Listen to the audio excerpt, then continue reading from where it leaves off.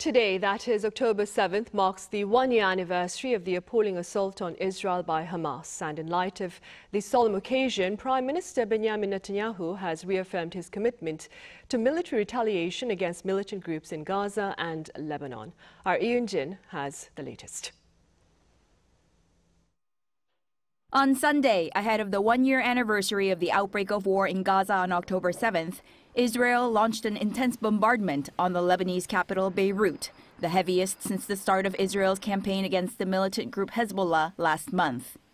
Israel has also declared 3 northern regions bordering Lebanon, Manara, Ifta, and Malkiya, a closed military zone with entry to those areas prohibited. Hours after striking Beirut's southern suburbs, Israel also struck a mosque in Gaza, killing 19.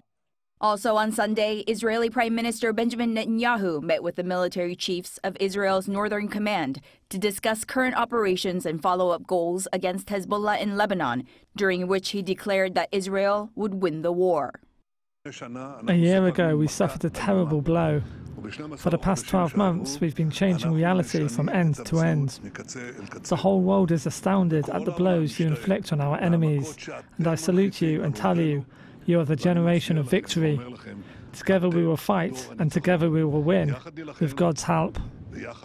With tensions escalating between Israel and Iran, Israeli Defense Minister Yoav Gallant declared all options for retaliation were open against Iran-backed Hezbollah, and also warned Tehran that if it continues to try and harm Israel, it should remember what happened to Gaza and Beirut. Whoever thinks that by trying to harm Israel they will deter us from reacting, they only need to look at what is happening in Gaza and Beirut. The comments come as Gallant visited an Israeli Air Force base on Sunday, which was targeted in last Tuesday's barrage of Iranian missiles towards Israel. Over the weekend, tens of thousands of protesters around the world took to the streets to call for an end to bloodshed in Gaza and the Middle East as a whole.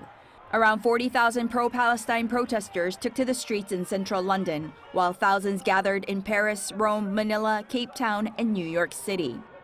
Protesters also gathered near the White House, calling on the U.S. to end its support for Israel and their military campaigns in Gaza and Lebanon. Eun-jin, Arirang News.